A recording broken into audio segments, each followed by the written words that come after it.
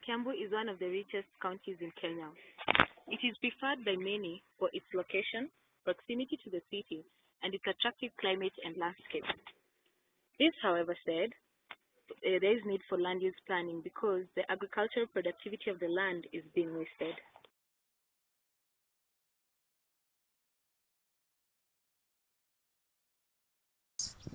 My name is Winfred Magoha and we are group 6. Our land use problem was agricultural land versus real estate, and we narrowed it down to change of user.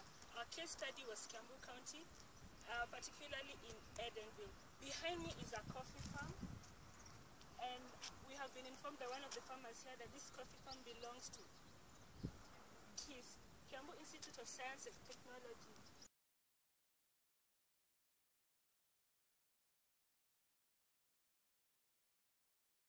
Our main area of study was Kiambu County, and Kiambu County is purely known as an agricultural area, and we realized that Kiambu County is also the place where coffee farmers are majorly based in. And behind me is the coffee farm owned by Kiambu Institute of Science and Technology. It extends all the way there. You can see it extends beyond, near the road. You can see cars passing, and also more than 1 kilometer ahead behind me. This coffee farm also extends to the area where the recent Edenville estate has been built, which is also our area of study, where we are trying to show how farmers are selling their agricultural land and changing them to real estate due to the high demand of houses in the Nairobi area.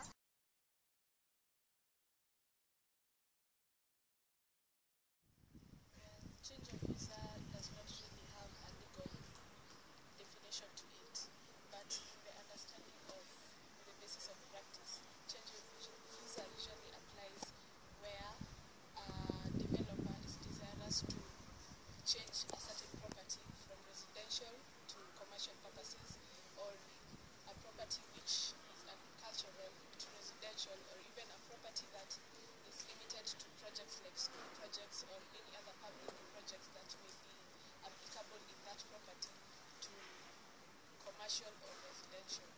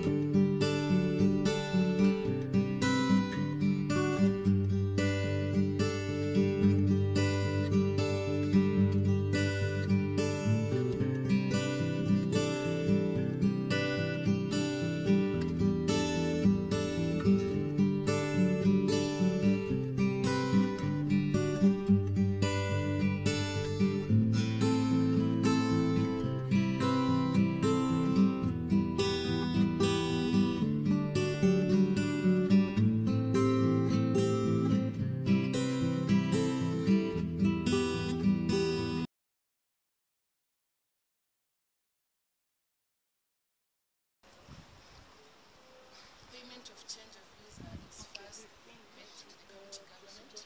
Secondly, the change of visa permit has to be advertised in the national newspaper, like the Standard Promotion newspaper. Lastly, the developers are required to pay title charges and also surrender fees to the commissioner.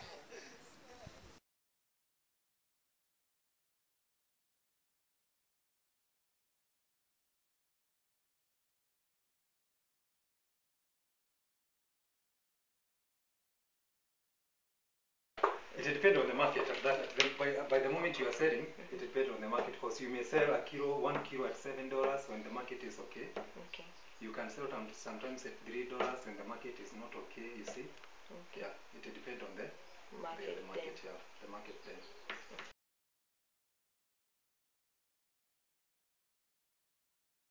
Okay, fine. I may take you back to what had happened in 10 years ago. You see, 10 years ago, coffee was not selling for sure. And most of the things like fertilizers, chemicals that we are being used to we are using here in coffee, they are so much expensive here. Okay. And there comes a time the owner of the coffee just say, let me just approach my coffee, I try another crop, or I sell to the real estate. See, you get the real estate is more profitable because you can go a year, even if you produce those 20 ton, you get for a year. When you calculate your income and expense, you find that the expense is exceeding the income. So you see, people venture then into the real estate. Yeah, that's how it started. But currently, I can say coffee is now being fight. The coffee sector is being fight.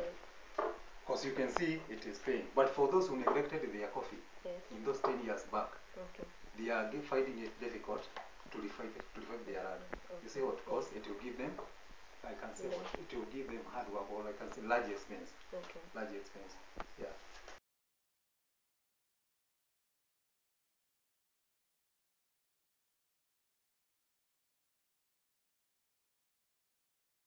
The reason we didn't sell it, as I have told you, is that 10 years back the coffee was there, but the market was very poor, you see.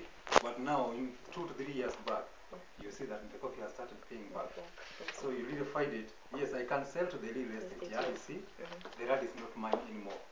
But if I continue growing coffee, it is something that will give me profit even in 20 years to come, you see. But when I venture into real estate, the land in Isahab. So you see. Yeah, on Nairobi area, so an acre here, it's almost like 3 million, 1 acre. Sure. Because I can remember a neighbor there selling 1 acre to 26 million. You see, that is why I'm telling you. If you sell 20 acres, 20 acres by 1 acre, 26 million, you see, you find it is almost a billion in something, yeah? And if you grow coffee for 1 season, on your R crop, you get 15 tons. For the red crop, you get maybe the rest 25 tons. On this 15 tons, the market become poor. You see that the market is offering $4. But when you come to the red crop, you see the market might go and offer you $6. When you calculate that at the end of the year, if you calculate that at the end of the year, you see that maybe I'm getting 15 million profit. Yeah, you see? Yeah, that's how the main people are varying it.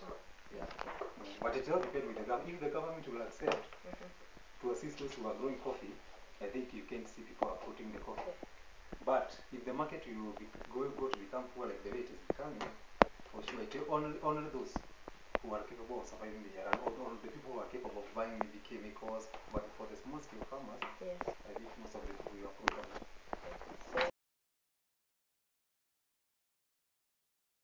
First, you have said as the governor has said that people should not approve the coffee. Okay? In future. In future, in future. That's why I'm telling you. See, now he's our governor. He come here down to the farmers. Try to talk with the farmers. Try to negotiate the problem that farmers are facing. You see, the problem that farmers are facing here.